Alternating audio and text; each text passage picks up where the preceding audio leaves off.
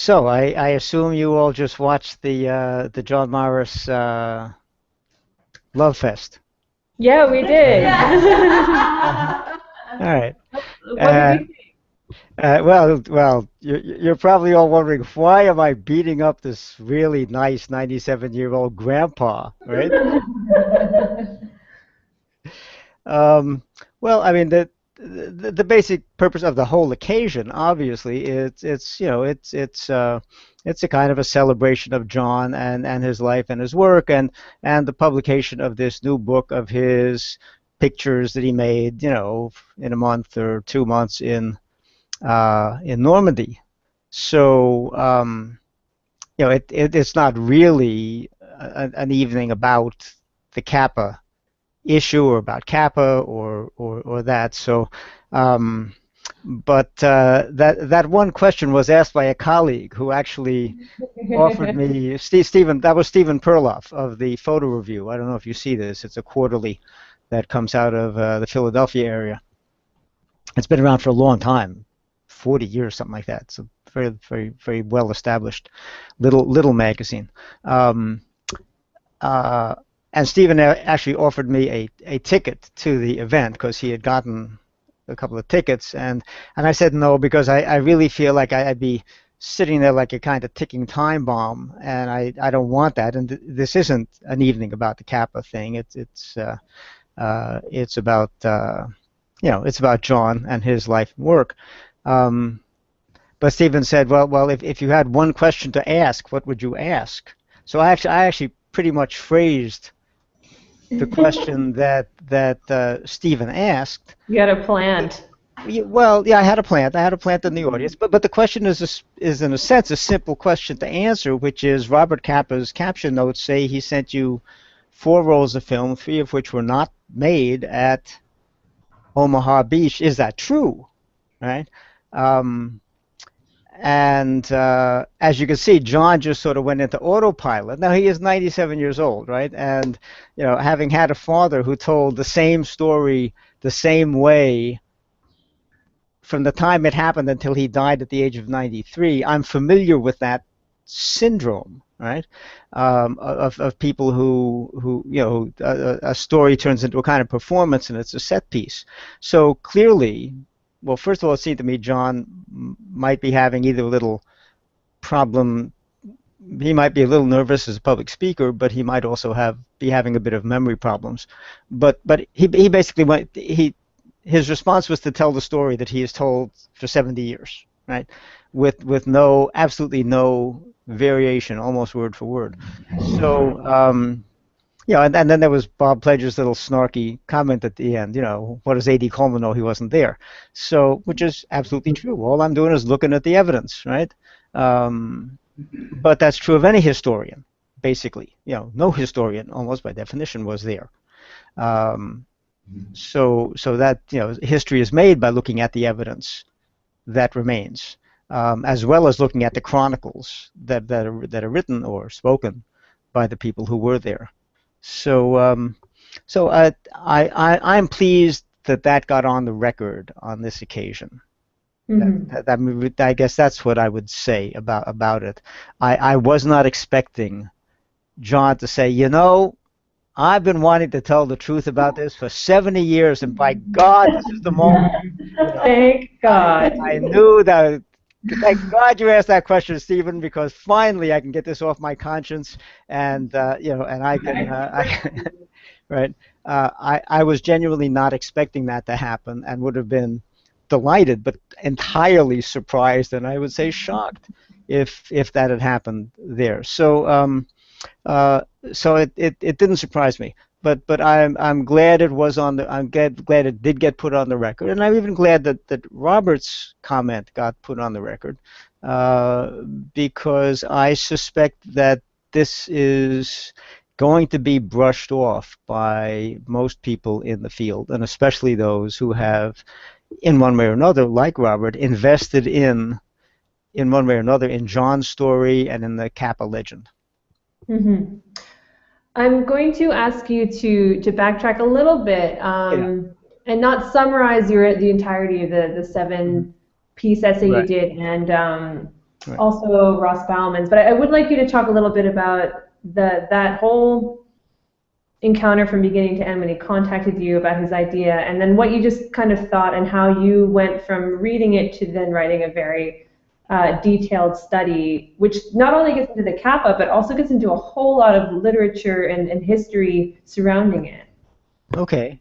Because that's really that's really a good thing to talk about because I really think it speaks in some ways to how I go about doing my work, just in general, in a broader sense. And basically, this came out of the blue. I mean, I Ross and I have crossed paths, and we've chatted someplace along the line in person or something like that. We're not best buds. We're not even chums. We're just professional, collegial, professional acquaintances. But about a year ago, I think it was maybe less than a year ago, last fall possibly, I was running a series when Bob Dylan got kind of jumped on for painting from photographs. I started doing a series about the whole question of painting from photographs and photographing from painting. And Ross had I don't know what to call it, an encounter with the late Leon Golub, the American painter of very political imagery, who had actually contacted him in a very formal way to ask his permission to derive a painting from one of his photographs. And he wanted to retell that story in that context as an example of how a painter can very responsibly deal with an impulse to use a photographer's imagery, iconography, in his or her work. So I said sure. So I published that from Ross. So we had that, let's call it kind of editorial experience with each other, editor, publisher, or writer, editor, or whatever, publisher, whatever you want to call me, Mm-hmm. experience with each other, and I therefore knew that he was a serious person, that he was seriously capable of writing something very thoughtful, and so on. So this came completely out of the blue, and I have to tell you frankly, until Ross sent me his essays, I had bought the package too. I had drunk the Kool-Aid, you know. I mean, I never gave it a single thought. I think somewhere when I was starting out in my work in '67 or thereabouts, or shortly thereafter, I got a copy of Kappa's books, I had a Focus, and I read it. And by then, which has I think that may be the first place that the melted negatives, 106 negatives, get mentioned officially on the record. Um, and I just said, oh yeah, all right, wow, how about that? There's negatives melted, and I never gave it a second thought, right? It just kind of became part of the DNA of the medium, with all these other stories that you hear and you read, and that you get from gossip and first-hand conversation with photographers. It just went into that mix, and I just sort of said, okay, that happened, right?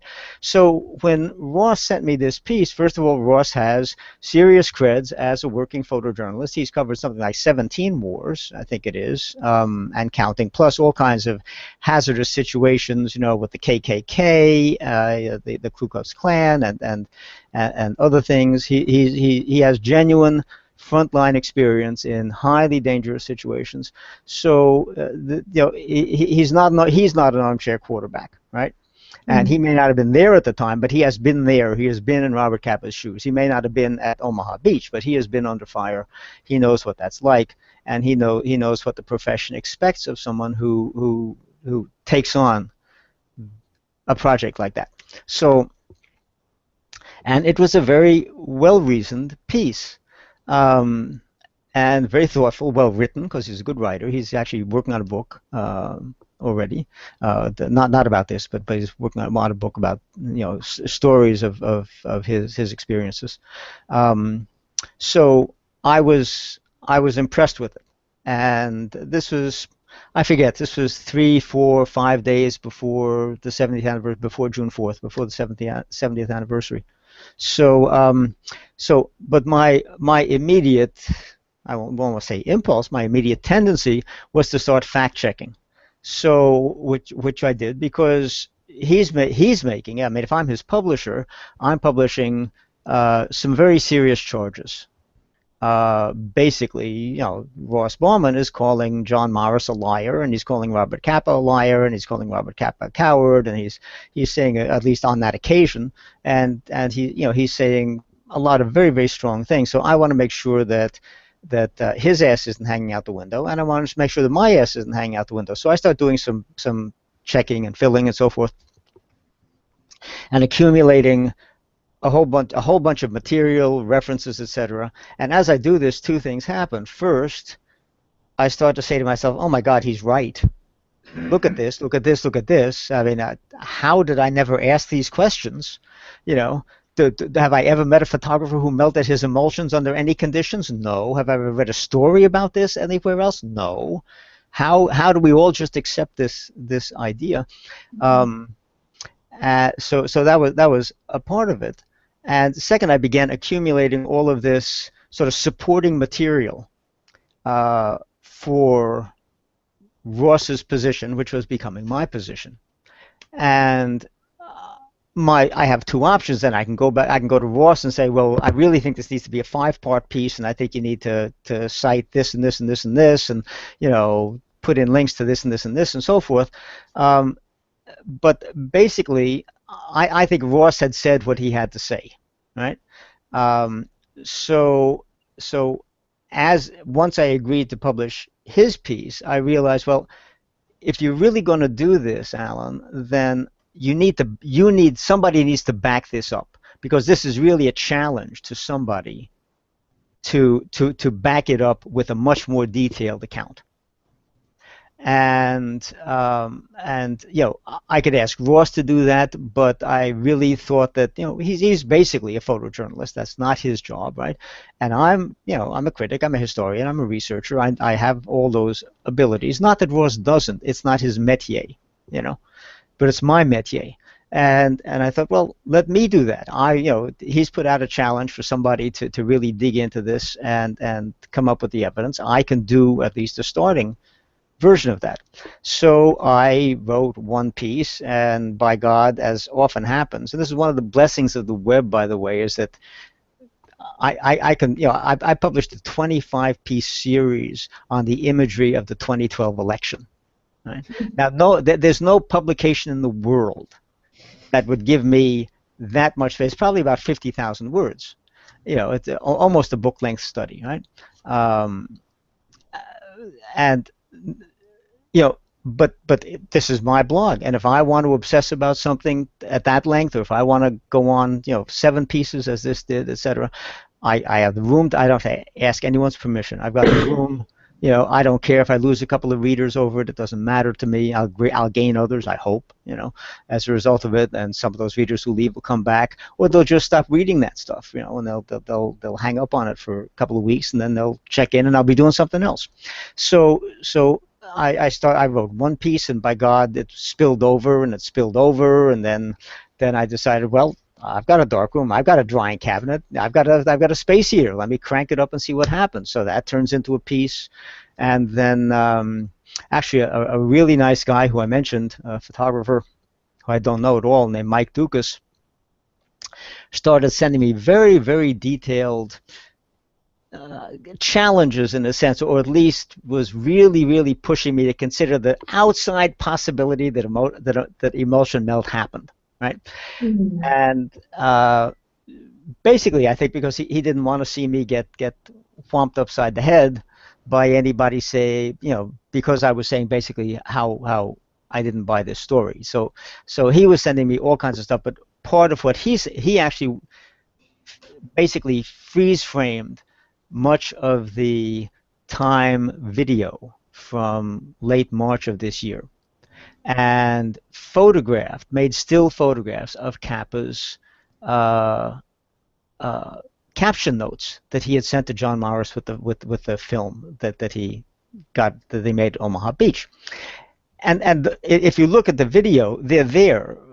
The whole thing is there. All 3 sheets of those caption notes are there, but they just scroll by. So it's kind of like back, color, atmospheric. But it goes by too fast to read it. So suddenly, Mike sent me stills of all of those notes. And I look at those notes and I say, wait a minute. There's 4 rolls of film. He's telling John that 3 of these rolls of film are shot on the chase. He only made 1 roll of film on Omaha Beach. Hmm. What we see is what we got. Where does the discussion of 106 negatives from D-Day on Omaha Beach come from? How does this emerge? And so basically an increasing sense that there were a lot of lies being told by Kappa and by Morris, and that somewhere in there something was being covered up. And that then got me into a kind of a micro-analysis. And by the way, I was communicating not only with Mike Dukas, but I was communicating with Ross Bauman about this. We were emailing to each other back and forth, and a couple of other people, because I put out queries and had phone calls and emails with some tech experts I know, including people who know the films of that period. I actually called or emailed three older photographers I know, older than I, people in their late 70s into their late 80s, who worked back then, or knew people firsthand, were mentored by people who had worked back in the 30s and 40s, to ask them, did you ever experience emulsion melt? How did you dry your films? Have you ever heard of anything like this? And basically, all of them said to me, "This is nonsense, Alan. This could not happen. Not in 5 minutes, not in 10 minutes. I don't care if you put if you could hang them above your oven and they wouldn't melt in that amount of time." So my sense increasingly was that there was some kind of deep cover-up going on here, and this cover-up has gone on for 70 years, and the cover-up was there to hide the fact that basically Kappa failed his obligations to life at D-Day, and he's, I would say, extremely lucky that Wilson Hicks back in New York found those photographs appealing enough that to accept them, and found the story that I think John Morris told him plausible enough that he didn't really question it in any detail. Because to get sent to Omaha Beach and come back with 11 negatives is inexcusable from the standpoint of working photojournalism. It's inexcusable. And if that had gotten out at the time, Kappa would have been, I would guess, close to unemployable. Even if he had come back with one iconic image, that's just not fulfilling the job there. And he skipped out after half an hour, and an analysis of the images, and the sort of timeline of the images, and his account, which is somewhat falsified, of his time on the beach, makes it clear that basically, and he says forthrightly that he got scared and ran.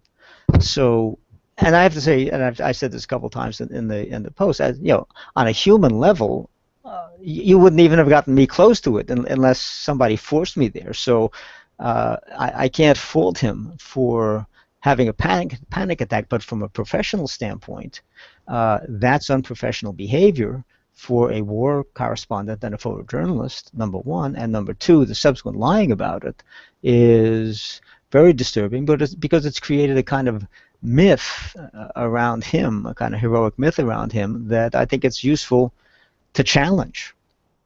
Not because I don't think photojournalists are often heroic, because I think they often are, but because it humanizes them in a way that, and him, in a way that I think is also useful.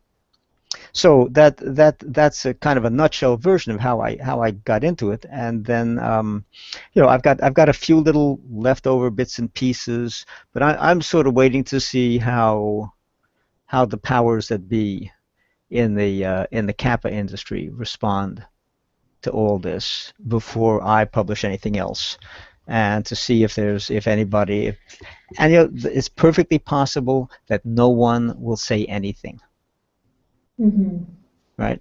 And I have had that happen. I have published pieces that I kind of said, all hell is going to break loose when this comes out, and the silence has been deafening, deafening. So there is there is no guarantee. Now, it would be different if I were writing writing these in a blog at the New York Times website, right? Or at the Huffington Post website, Sure. or a couple of other places, right? But my little blog as a platform, although it's read by some very influential people, does not kind of command um, a kind of necessary response that it would command if if I were publishing on a more influential platform. So that's just a fact. And that's also something to think about. And when you think about critics, it's not just where they write, it's where they get to write it, where they get to publish it. Right?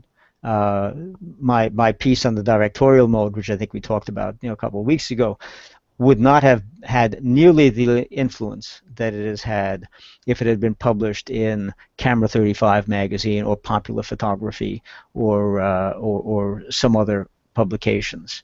The fact that it was published in Artforum in 1976 had a lot to do with with the seriousness with which people took it. And it would have been exactly the same article on one level, and on another level, it wouldn't have been exactly the same article. It would have been that article in one of those magazines, which has a different kind of audience and different kind of readership, and a different kind of influence in the world. So, but I mean, I have the platform I have. I make the use of it that I make of it, and I treat it with the same seriousness as I treat what I wrote at the New York Times. Now, I can tell you, if I had published this, if I had access to the New York Times and were going to publish this, their legal staff would have been all over me. When I wrote for the Times, I was not only fact checked, which is fairly standard, but not heavily fact checked. But there were a couple of pieces I wrote where basically I had to run them past the legal staff.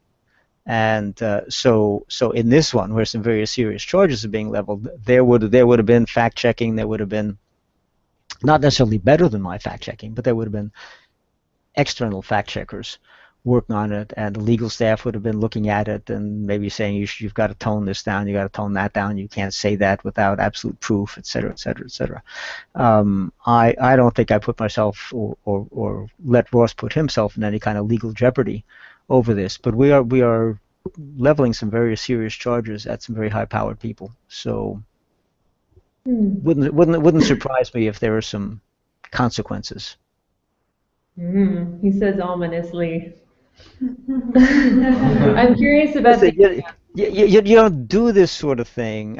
From my standpoint, you don't do this sort of thing seriously unless you understand that there can be consequences. I mean, I was talking to a friend of mine who was visiting last night, and and he said, well, it's not just that this or that for you is a matter of principle. It actually costs you something. And I said, those aren't separable ideas, right? It's only a matter of principle if it costs you something.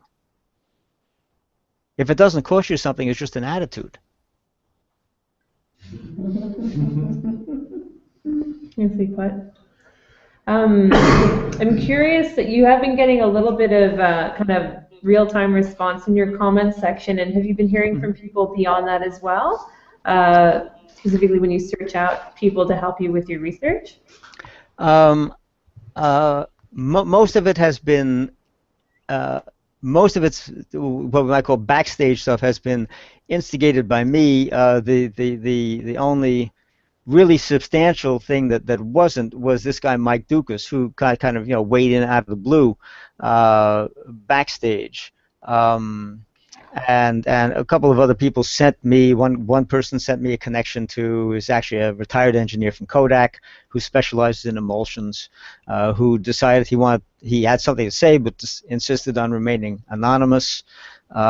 So he let me quote him, but I didn't name him, which is fine with me. I don't think it undermines his commentary in any way.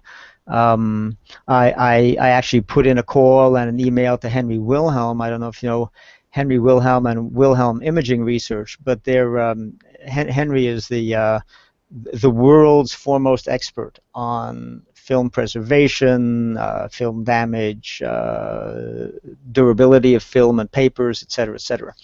And I haven't heard back from him yet, in any case, or his wife Carol, and I'm hoping that they may weigh in, because the next step, from my standpoint, will be to do some actual forensic testing on the negatives, as I say in my last piece, to really to look at them under a microscope to see if there has been any kind of disturbance of the distribution of gelatin silver particles, which would be a signal of emulsion melt, or to see if there hasn't, and to see if we can verify, what the cause is of the emulsion overlapping the sprocket holes on the bottom. And it's funny because you think, you know what am I talking about? I'm a photo critic, right? What the hell does this have to do with photo criticism? But in a certain sense, I think it does. This is what I think I can do well with the skill set at my disposal and the research abilities at my disposal. And I don't think that simply because I'm running a heat test in my little dinky darkroom film cabinet, that I somehow have stopped being a photo critic and have turned into, I don't know what, an amateur photographer or something like that for the moment. It's to me, it's very interesting to do this, and it's much more interesting to do this than to go out and write another review of another exhibition or another review of another book. Um, I mean, if something came along and knocked my socks off as an exhibition or book, I'd write about it. But this is interesting for me to do, and this puts everything I know and have learned, on my own, from others, etc., over the last 40 some years. It puts it to good use. So, so I see this as well, whatever it is. This is what I do now. And that it may be, trying to figure out what the legal structure of the Polaroid collection was that enabled its dismantling, and going through legal documents and bankruptcy papers and things like that, or maybe this, or maybe talking about photo education or whatever. So anyhow, so the only person who really weighed in on his own or her own so far was Mike Duke, because I've had other people emailing me, just kind of, go get him, kid, and this is fascinating, and so forth and so on. But not really either contributing to the dialogue through comments, or offering any kind of services on this. And I have heard zero, and Ross is the same, from anybody connected to the Kappa, whatever we want to call it, the Kappa industry, the Kappa side of the story. So that's why I have a question to you, because sure. you just mentioned that you intend to do forensic testing of the negatives. Well, so I would forensic testing when the originals are at the ICP, like in the possession of a museum. So how can you do that? I say I would see that as the next step here, because that's the only thing that could prove or disprove most of this. Some of this we know. We know that he only sent back one film from D-Day. We know there's only 11 successful exposures on it. We know from the timeline of when those exposures start and end that those are the only pictures he made on the beach. We know this, all right? What we don't know is what happened. We'll never know what happened to the films that John Morris threw out, right? But so I am really curious. Hold on, let me just finish it. But we do still have those. Well, we have 10 of those, or 9 of those. Whoops, hold on. We do still have 9 of those negatives. They exist, of the successful negatives, and we have, it looks like, about 9 of the ones that I think are simply overexposures. They may be something else. The Kappa side claims, of course, that that's the result of emulsion melt. I don't buy it. but we do have that to look at, and it would have to be done obviously with the permission of, I assume those are in the Kappa archives.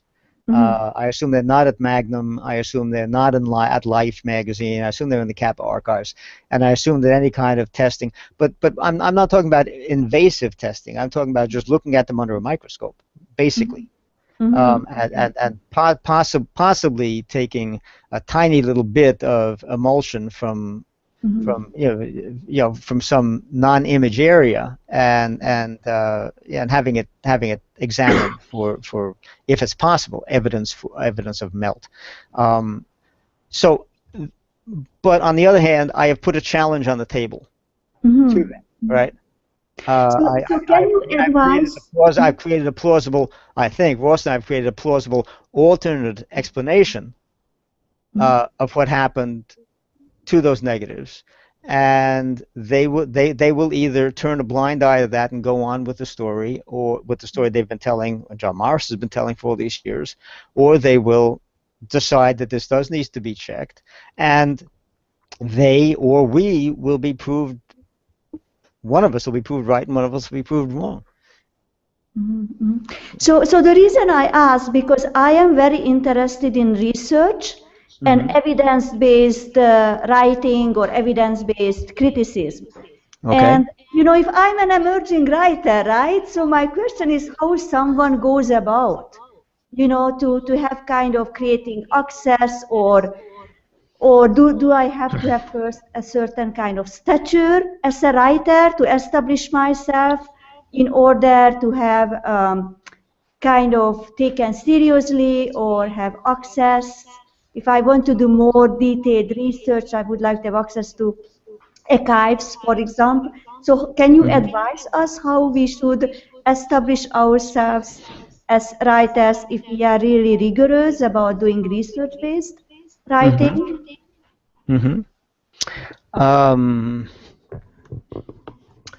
Well, you may well have to start off by finding some way to support one or more initial projects that you can use as calling cards, right? For that. That is, you can try as someone who's never really done it before to get a grant of some kind for that. Possibly easier in Canada than it would be in the United States, because your grant system is just more generous up there for the arts and humanities than ours is down here. So you could try for a grant, but you might simply start by sort of developing your chops as a jazz musician would say, by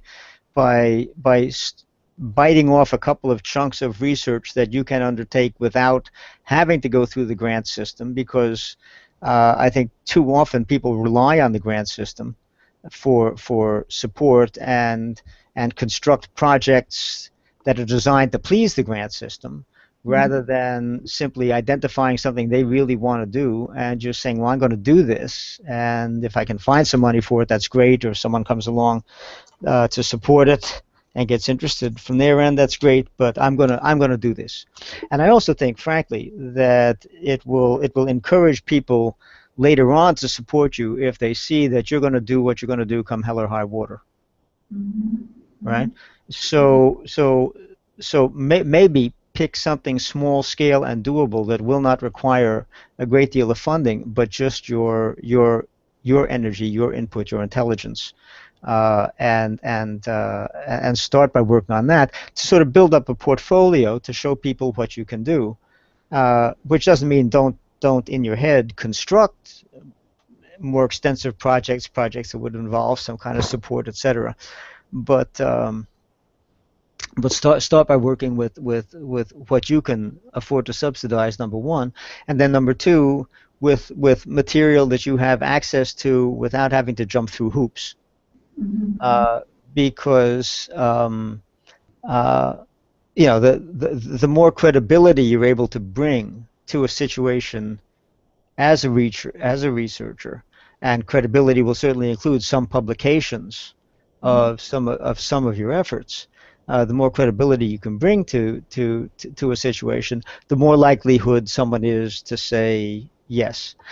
But you have to keep in mind, ultimately, control of materials, what we think of as research materials, is not always in the hands of people who have an open-minded attitude towards scholarship and research, a kind of let the chips fall where they may attitude. Many of them have vested interests in in a certain outcome, and some of them are very protective of not just the materials, but of the people who generated those materials. Peter Bonnell, for example, who you may know of as a curator, did his doctoral thesis on Alfred Stieglitz and was unable to publish it. I'm not sure he's ever been able to publish it because basically uh,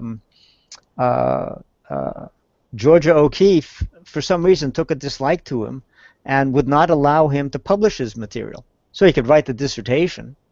He got his doctorate. Was never able to publish it, right? And there are many. You may know some yourself, but I've heard of many instances of people undertaking some very serious research and simply having to put it on the shelf because either the living people or their estate, often their widows or widowers, were hugely protective and refused to allow publication, and their decision trumps yours as a researcher, right? So you also want to pick projects where either you can access the materials or enough of the materials that you can say what you want to say and source it, right? Or accept the possibility that if you're going to do something, you may have to tailor it to the tastes and the attitudes of whoever's letting you have access to the materials. And of course, every now and then you will run into someone, and we have many cases of that too, where someone says, write whatever you want, you have access to everything, God bless, And I admire that in people. I mean, a lot of times there are some very specific strictures, on quoting from letters of living people or people who have not been dead for a certain amount of time. And I think there are legalities that you need to inform yourself about. But it's an area where you, on one hand, you need to tread carefully, and on the other hand, if you really sink your teeth into something, it's often amazing how much material is actually out there. I'm stunned at what's on the web. I'm continuous whenever I jump into something like this. I'm just astonished at what's available online. It grows exponentially by the second, but the volume of material out there, I mean, you have to learn how to search, but the volume of material that is out there and available it's actually overwhelming. And not that I don't use libraries, because I do, because there's a lot of stuff that's not available otherwise, but I find that much of my research work can be done online, and I can source things to my satisfaction very well from often from what's there. I mean, especially if you're working through a university library or your public library where you have access to a lot of online databases and things like that. Thank you. Hi, Mr. Coleman. Hi. Hi.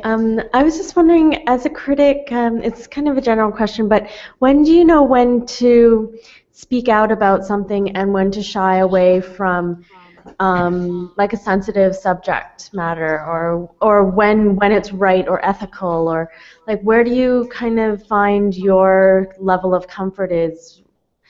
I guess speaking as someone who's coming out of their master's program and like thinking about like what to do outside of academia, and when to be more public about your views and whatnot, and or when to be more shying away of them. Could you speak a little bit about maybe your perspective on that? Yeah, I'm Uh, there are times when I I I come into something. This situation is one example. I think a couple of weeks ago I talked a bit about writing a piece in which I refused to review a book by Deanne Arbus, not a book of her images that had never been published or authorized for publication by her in her lifetime, and this was published around 1995. A book called Untitled. This is her pictures of um, people, what we would now call developmentally disabled people, or otherly abled people in institutions on the East Coast, and the book came out, and I opened it frankly. I was writing for the New York Observer at the time, and I was doing a lot of book reviewing for them and a lot of exhibition reviewing, and I took the book off the pile of recent books uh, as a possibility for review, and opened it, uh, really simply expecting to review it. And the more I went through it, looking at the pictures, and the more I read the accompanying texts, which are not very extensive about it, uh, a couple of really crucial questions came to mind for me. One was, are any of these people still alive? And if they are alive, do they have any rights regarding the publication of these pictures? And if they do, have those rights been respected? That was one question, right? And a second question was, as far as I know, Arbus never approved the exhibition or publication of these pictures, which means, from my very specific definition, that they're not part of her actual body of work. And that's another discussion to have, perhaps. But that they're sort of part of the leftovers that every creative artist leaves, right, in the process of constructing their body of work. But they're not part of the body of work, of the formal body of work, because they were never approved for publication by her. You know, is that correct, right? So I didn't start writing my review. I contacted the publisher of the book, Aperture Books, and I posed those questions to them. And I was stonewalled. And the answer in both cases is basically, it's a yes or no answer. Either none of these people are alive, or if they're alive, we did get permissions for publishing the pictures. That's question one, right? And question two is, yes, we have a maquette of a book of these images that Arbus wanted to publish but never got to publish. Right? That's easy, right? Or we have her contact sheets with with little notes. This is for the book, or this is for the show, or whatever. But no answer from them. So I actually wrote a piece for the Observer in which I refused to review the book, and explained why I was refusing to review the book. Because by my lights, Arbus's editorial choices were final, and she had not chosen to exhibit these in her lifetime. And this involves some research, a good bit of research, in fact. This is one of those moments where I turned from critic to journalist. I actually called departments of social services in the 3 states, New York, New Jersey, Connecticut, where I figured Arbus probably made those photographs, and asked them a series of questions. Would she have made these photographs with permission in 1970-71, or would she have had to sneak these photographs? And the answer was, she probably could have made them with permission from the director of the facilities in all 3 states in those years. But she could not do that today, because today a director does not have blanket authority to issue blanket permissions like that. So today, every person in such a facility has his or her own legal representative. That's either a family member or someone appointed by as a kind of court-appointed representative to look out specifically for their rights. And this is retroactive. Meaning if any of those people are still alive, their representative today has the right to refuse permission for a picture made in 1971. So I said, in all good conscience, I cannot, if there's a possibility that in this book there is one picture of a living person whose legal representative did not give permission, in good conscience, I can't review this book. I can't endorse the publication of these pictures. So that's a kind of set of ethical questions, those anyhow, about the legality there, that are really outside the parameters of photo criticism. That's in the territory of citizenship, frankly, from my standpoint, just general citizenship. So that's one kind of example. But another one is something like this Kappa story. I mean, I look at this and I say, you know, nobody has asked these questions. Ross Bauman, who's in the field, he has to work with he has to work with people who worship John Morris, basically, you know, and a part of the John Morris fan club. He has to work with Bob Pledge, you know, he has to work with all of these other people, and he's willing to take this stand. How can I not on both publish him and then provide the supporting evidence to make a really full case, because I think he did a fine job of laying out an argument, but I don't think he made a full case for it. And I don't think that's his job. As I say, he's not a writer, he's a photojournalist primarily.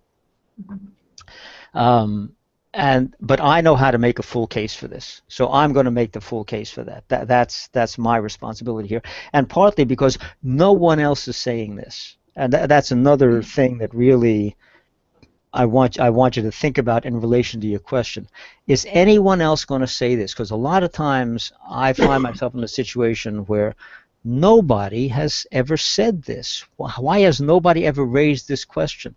And just the fact that nobody else has raised a certain question will sometimes get me to raise it. Not per se because I have a, you know, like tweak everybody, you know, be devil's advocate, you know, naughty boy thing, right? But if it's a serious question, it should be put on the table. And if you look at something and you think this is a serious question that no one has answered, by my lights, it's on you. It's on me. You know, I mean, you can't just sit around and wait for other people to ask the hard questions or to take the difficult stands. And I look at a lot of my colleagues and I realize, however much I enjoy their writing, very few of them has ever taken a controversial position on anything. And that's weird to me. That's just. I mean, it's disturbing to me to think about somebody. I mean, Hilton Kramer and I could not have been more different.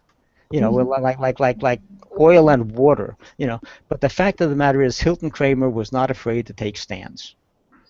Whatever I think about his right-wing politics, etc., he was not afraid to take stands, and he did take stands, and he took some very strong positions, and even a stop clock is right twice a day, you know, and he was right a number of times in a lot of his analyses of the corrupt politics of the New York art world, for example, and the international art world. So, you know, I think part of what I'd advise you to do is to look for writing that does what you're talking about by others, and think about it in terms of what I said before. You know, what I said to my friend. You know, if it doesn't cost you something, or at least if you're not putting something at risk when you do it, it's not really a matter of principle. You know, it's just an attitude. You know, you're not putting anything at risk when you pile on somebody who is already being piled on by everybody else. You know, that's just the kind of Me Tooism. You know, and I tend to avoid those situations. If somebody else is saying it well enough, whatever it is, right? It in quotes, right? If someone else is saying it well enough, I generally don't get into it. I only get into it if I think I have something to add.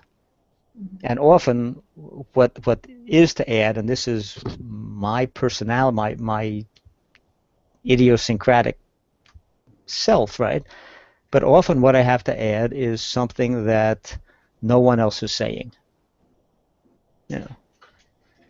And so when everybody is delighting in the work of Robert Mapplethorpe, I'm the guy who says this is basically second-rate pictorialism, and he's making the same picture over and over again.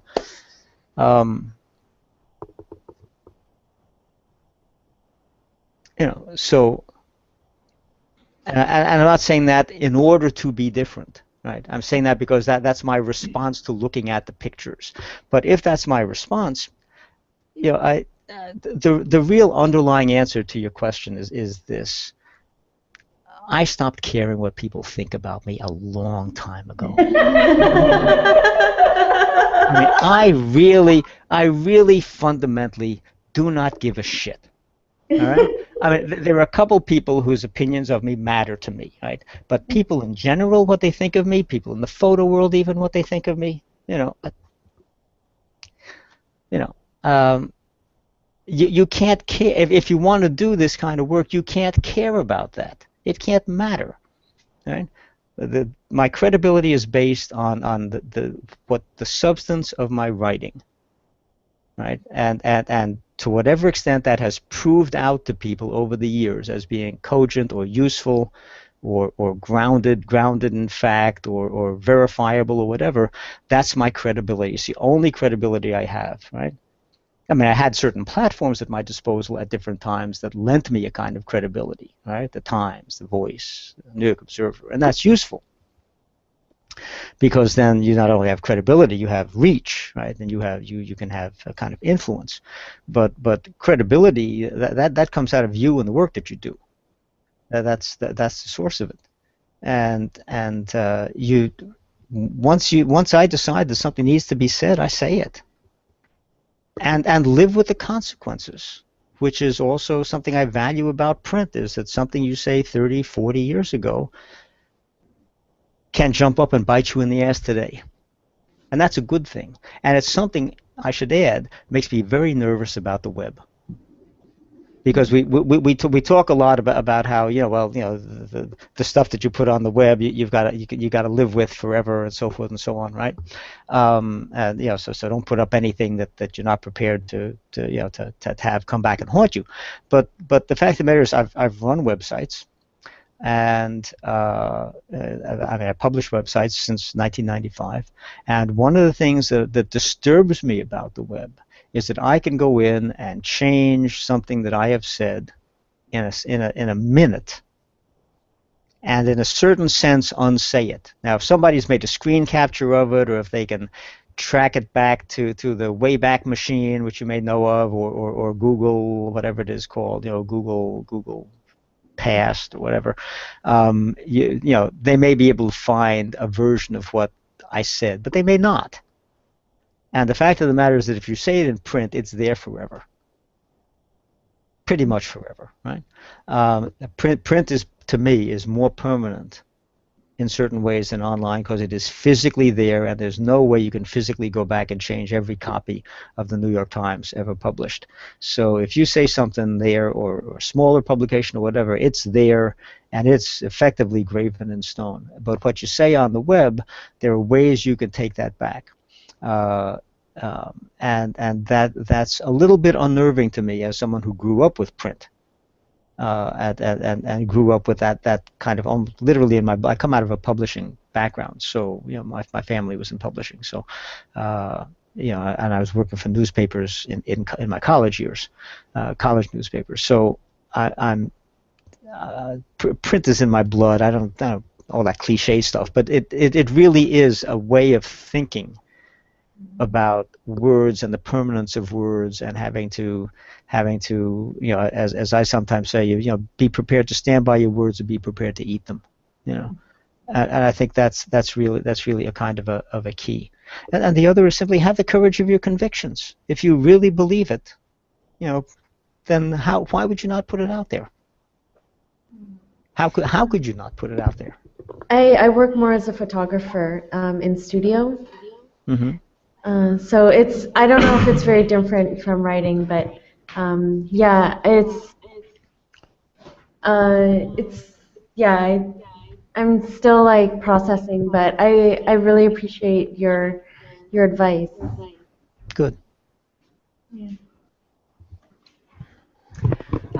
We have the Kappa photos and the negatives and some of the life spread cycling on another computer here. And one of the Hmm. things that was mentioned in the ICP talk tonight, which I think really resonates with the discussion that you and Bauman have created, is this idea of photos, irregardless of how good they are. So if they're blurry or if they're Hmm. not specifically interesting, carry a weight and importance to them. And now I think you've turned the 11 Kappa photos into something far more than what they were even to begin with. They're emblematic of a very important discussion about discourse and history and how that's carried forward. But beyond all that, and we could speak to that too if there's time, I want to know what you think of the actual photos themselves, because there are innumerable important war photographs, and people come to expect a certain kind of thing from a war photograph. Well, what are these? Can you even look at them at this point as a free agent and get something from them? Well, I'd like to think that I can, Ruth, and frankly, I think that if it were not for the photograph of Riley, of Houston Riley, right? Um, if all we had was the one image of the guys jumping off the boat, well, there were other photographers in the first wave. There were Navy photographers. I actually ran one of them in one of the posts. A guy named Robert Sargent was not Navy, an Army photographer. Came in also with the first wave, probably about the same time as Kappa. Made it actually, frankly, from a technical standpoint, a much more dramatic, much more compelling image of basically infantry jumping off an LCI, a landing craft. The other images, as images, they're not even interesting. I mean, it's basically it's mostly water and little tiny in the middle distance clusters of barely readable people hiding behind these. We're getting a Yeah. buzz from you a little bit, I think. Okay, hold on. Happens every time. Oh, really?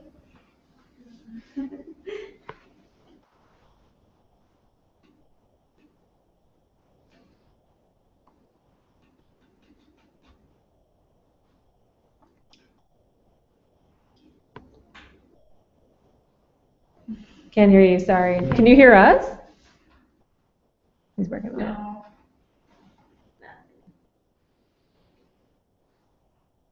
We'll edit this out. Oh my gosh, is this being videotaped? It's live, yeah. Well, like people can log into it at this point, basically, but he archives them. Oh, okay. People can log in. Well, if you I have think the he's trying to call Can you hear us? How's that? I can. Oh yeah, good. Am I You're back? Yeah, you're good. Okay. Great. Thank you. Okay. Am I back? Can you hear You're me? good. Yeah, yeah. Do you have us? You're good. Did you lose us? I can Yeah? hear you. Okay, Okay. good. All right. Yay. So they're actually not they're not interesting. They're not. Yeah, I can hear you. Good. Yep. No, you're there. Yeah, no, can Okay. Oh So no. the first image, yeah, we could it's okay. The backs of the guys jumping off the boat. What's happening? You losing me again? No, there's a delay, and so you're hearing me 10 or 20 seconds after.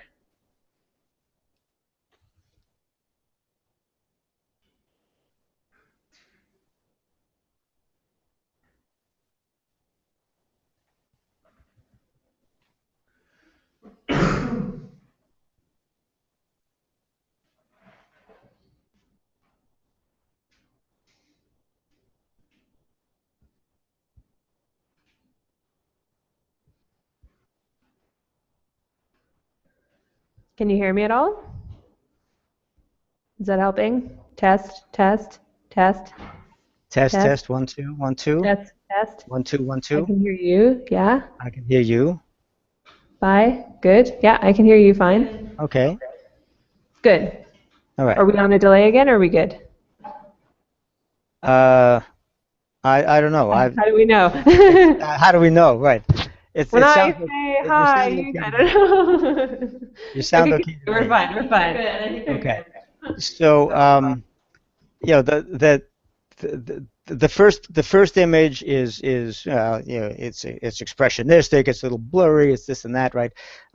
It's okay, but it's a fairly stock image of guys jumping off a landing craft. Life magazine probably had 500 images like that they could have substituted for it, right? Um, uh, the middle batch of pictures, which are basically of some of them, the first four, the second, third, fourth, and fifth were also made from the landing craft. So they're basically looking at those same guys as they move away from Kappa into the water. They're not very interesting as images. They don't tell us anything that's historically useful in any way. And then there's pictures made from in the water when Kappa's in the water, looking at other people in the water, hiding behind various obstacles. A damaged amphibious tank and some of these things they called the hedgehogs that the Germans had put there. Um,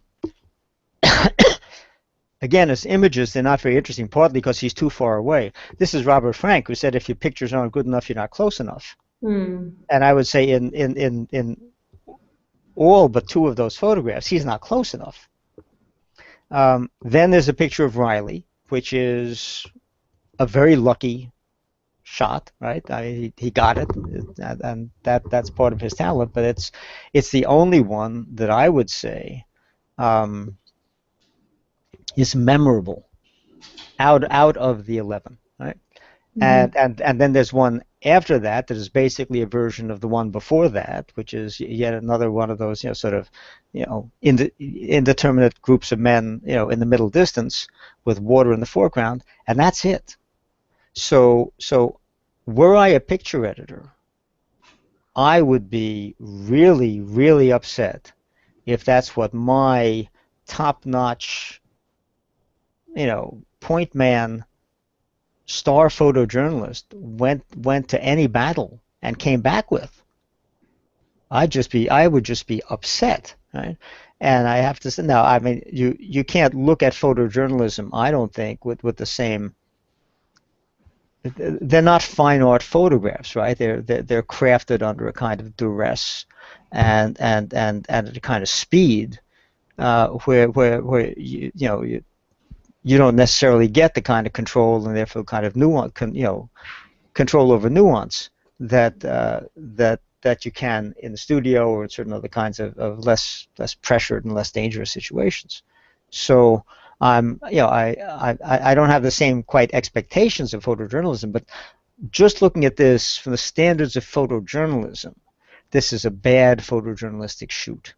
This is an unsuccessful photojournalistic shoot in quantity, in range of subjects covered, in proximity to the subject, and the interesting nature, even informationally interesting nature of the images. This is not a successful shoot.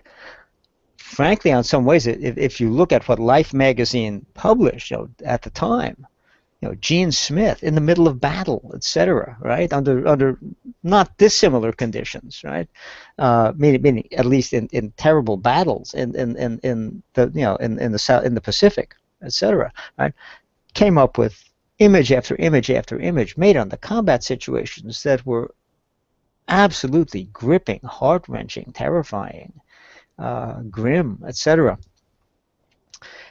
And these might as well have been made by an amateur, frankly. I mean, they're amateur level photographs. They're the kinds of things I would expect if one of the GIs had been photographing as he went along.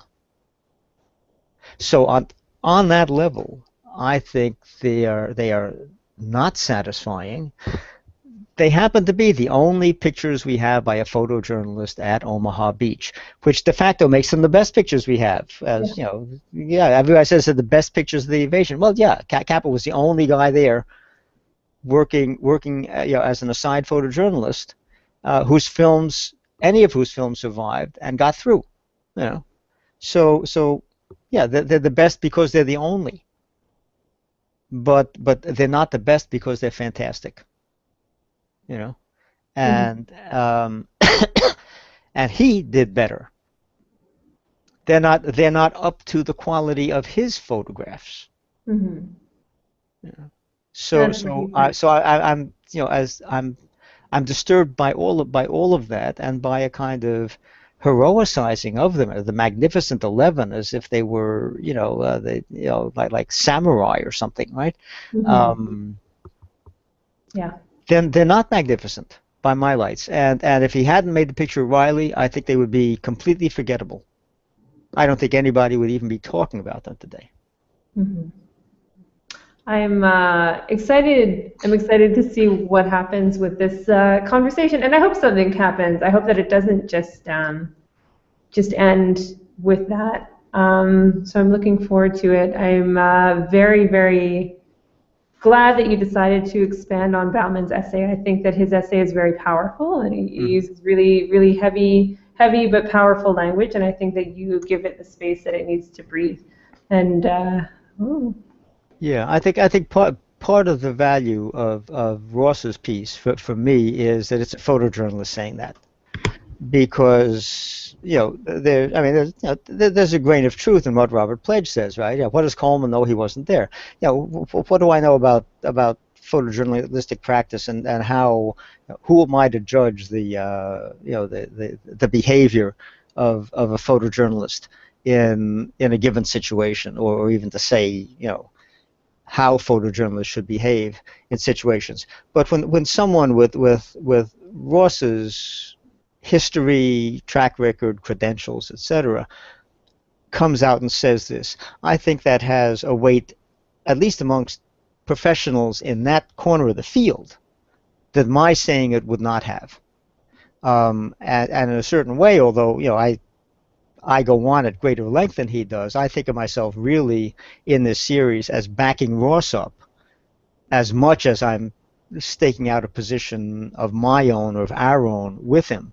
Um, I think that the part of my push here was to substantiate his argument, so that people couldn't just say about his article, yeah, but what about this, and what about that, and what about this, and what about that. I really wanted to do that. And as the interesting thing was, as it evolved, because this happened very fast, right? This is 9 articles altogether, each of them about, I think Ross's piece is about 1,500 words for each section, and mine run close to 2,000 words for each section. So these are what they now call long form journalism.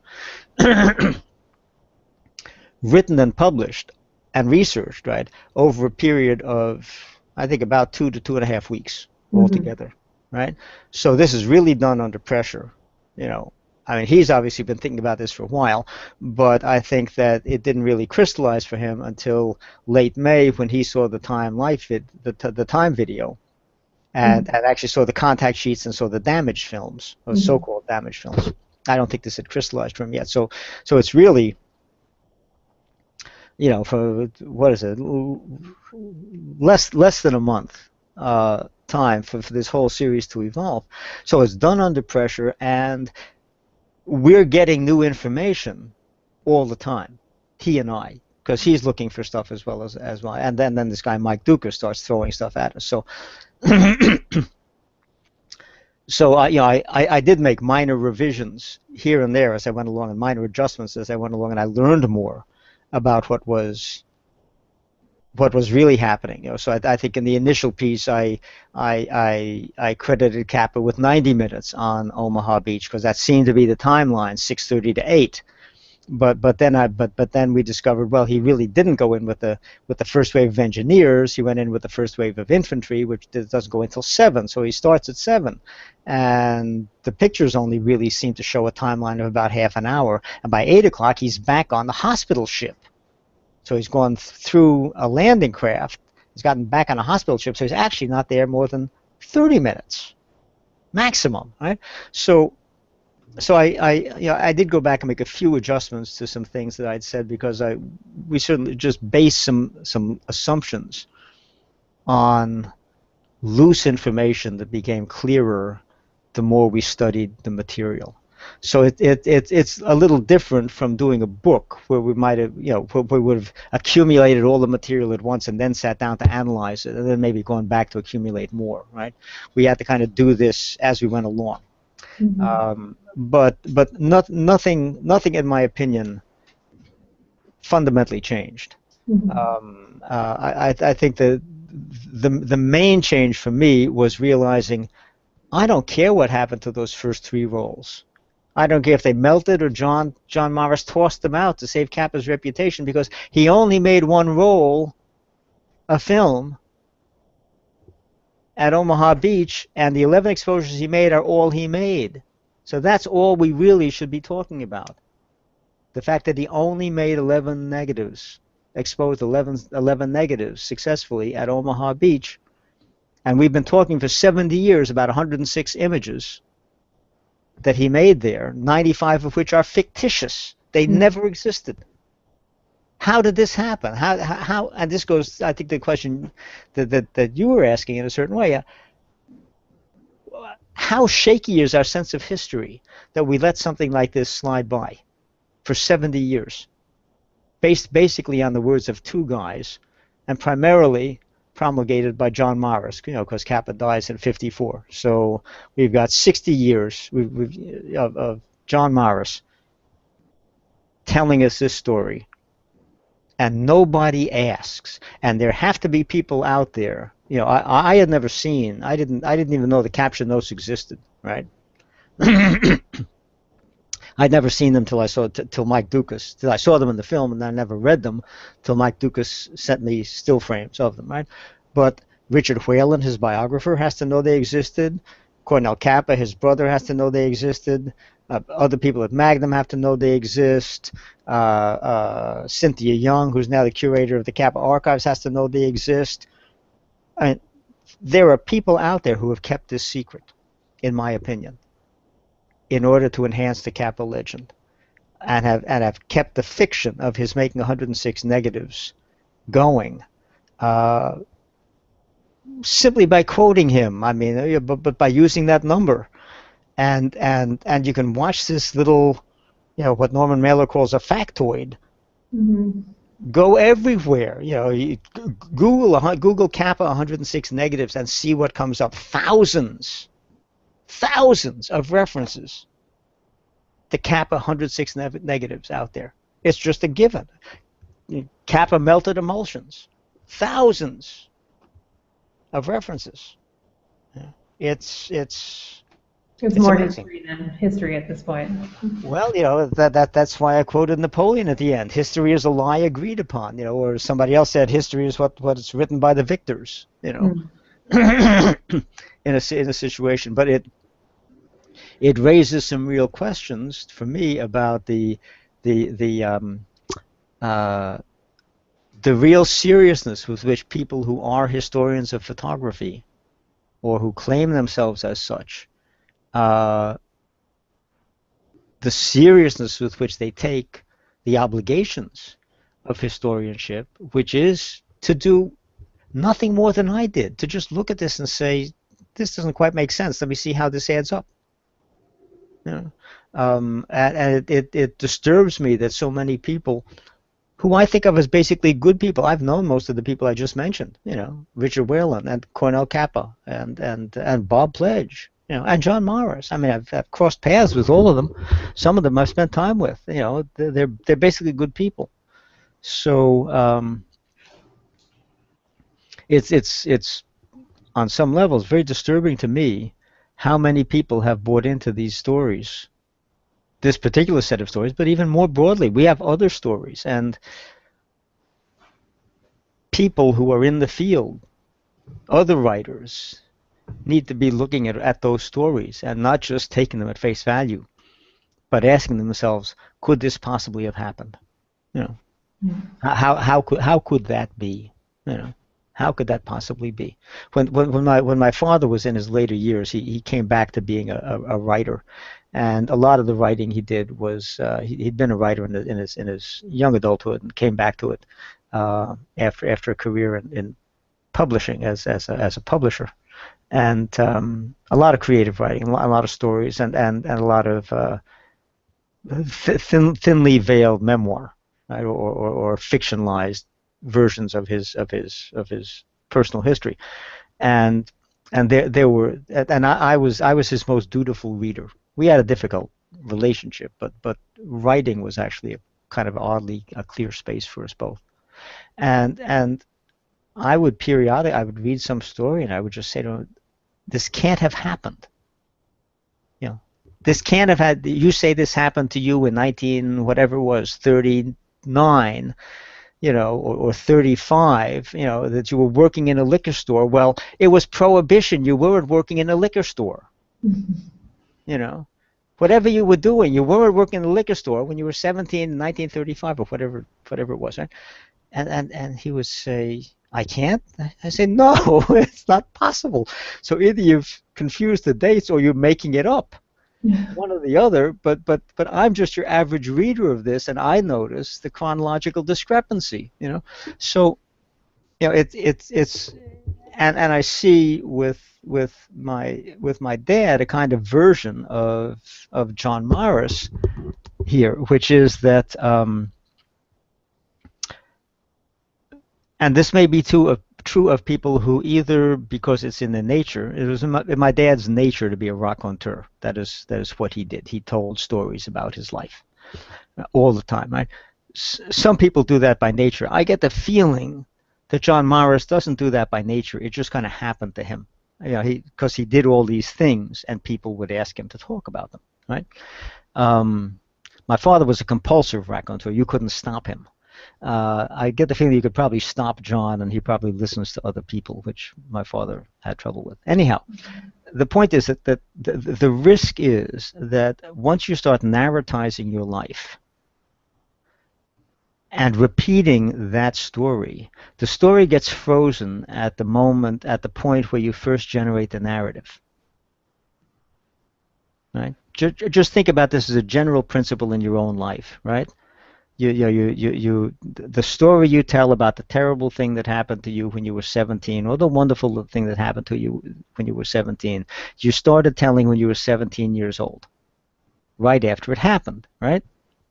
And it becomes a performance piece, and you polish that performance piece by telling it over and over again if you're a raconteur, right? And it's rare. It's a rare person who either does not do that, or who does do that, but then at some point says, let me rethink that story. Now that I've got 40 years of additional experience, is it really possible that this happened that way? What was that person thinking? You know, what was my agency in the situation that I wasn't aware of at the time? You know, what was the ambience and the attitude and the energy that I projected that might have affected that person's behavior, right? So it's a rare person who will do that. And in Morris, you know, he has told that story. You could tell by watching him tonight. He went into repeat mode. You know, it just, you know, it's a macro. It's a macro in his brain. You know, you say Kappa melted emulsions, and bingo, you know, it's a macro. And how do you get away from that in your own life? How do you tell a story anew each time, or force yourself periodically to look at it and say, is that really, you know, was there more to this than that? Now, in this case, I think it's a cover-up. So I think that he's going to stick to that story, and he's clearly planning on sticking to that story till he kicks it at in 2017 or whenever, right? And on a certain level, sure, that's his privilege, right? But it's also our privilege to look at it and question it, and to say even it could not have happened that way. He's a lovely old man, and I wish him a happy life, and I'm glad he's got a lovely new love in his life, and I'm glad he's living in Paris, and God bless. But this story is not necessarily a healthy story to go unquestioned in the medium. And there is some real unresolved stuff and improbable stuff and even falsehoods going on here, and somebody needs to call him on that, which is why I'm willing to beat up a nice 97-year-old grandpa, And I hope, frankly, if I'm doing something like that when I'm his age, that somebody calls me on mine. I won't like him for it, but I hope there's somebody out there to do it. I think that's a good place to leave off. All right. Thank you for a really exciting, far-reaching discussion. Looking forward to the next week of things, but Yep. keep us posted on what this turns into, becomes. Sure. Well, you'll undoubtedly see it. I mean, if there are comments that they did slow down, I don't know why. I think people may actually be a little afraid to comment. But not because I have snarked at them, but because it's this is very loaded material, and there are some very real reputations on the line here, including Ross's and mine, obviously, but also including some of the people involved on the other side. But if I'm not planning another post, although I may, I don't know what, I may do an excerpt. Hold on one second. Hello? Yeah, I'm on something, Harris. Where are you? Yes. I may publish something subsequent to this about it, but only if something really develops in some way. If somebody comes up with a serious technical challenge, or obviously if somebody offers us forensic testing, that would be fantastic. And we'd be happy to do that. But otherwise, I frankly suspect that it's done, and I'm going to move on to something else. I'm actually going to a tech expo the next couple of days, digital tech expo, and my next piece may involve commentary on new digital technologies in photography. So it's it's one of the advantages of self-publishing is that I can just I can just follow my own nose and see, and I'm a little worn out with all this stuff, I've got to tell you, with the Kappa stuff. So I'm happy to give it a rest for a while, and wait and see if anything develops. And if nothing develops, at least it's here on the record. People will find it. People are already starting to link to the posts. So it'll be an alternative history, an alternate history to the Kappa history, and at least it'll be out there. So it won't have gone unchallenged, and John Morris won't have gone entirely unchallenged on this, although he's gotten away with it for a very long time. So there we go. Thanks All for right. as always. You take care. You too. Have a good night. Bye-bye. Bye-bye.